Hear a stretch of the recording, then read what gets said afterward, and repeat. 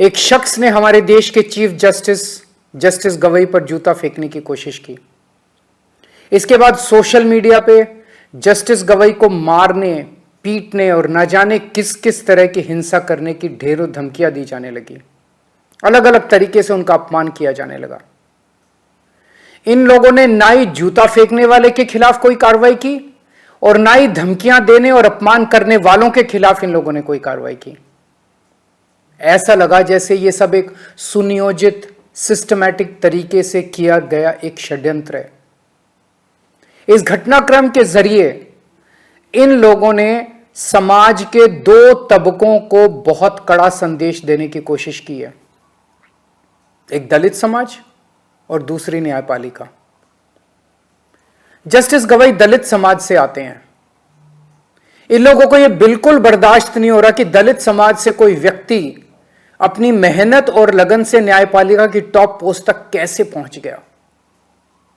क्या ये इनकी हरकतें दलित समाज को डराने और अपमानित करने की कोशिशें नहीं है? इसके बाद एक आम दलित किससे न्याय की उम्मीद करेगा? क्या इससे दलितों पर अत्याचार करने वालों और उनसे नफरत करने वालों के हौसले बुलंद नहीं होंगे?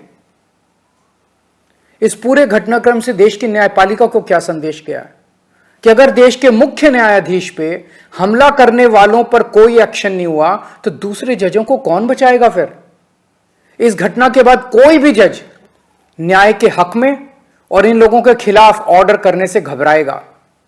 उसे लगेगा इसी तरह उस पर भी हमला हो सकता है और हमलावर का कुछ नहीं होगा।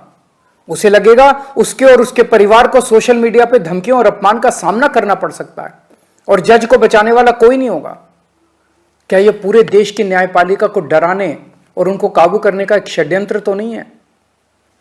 जूता फेंकने वालों को और चीफ जस्टिस को धमकियां देने और उनका अपमान करने वालों को ऐसी सख्त सजा दी जाए कि भविष्य में कोई न्यायपालिका के खिलाफ खिलवाड़ करने की हिम्मत ना कर सके। न्यायपालिका का यह अपमान देश के संविधान का अपमान है, बाबा साहेब का अपमान है।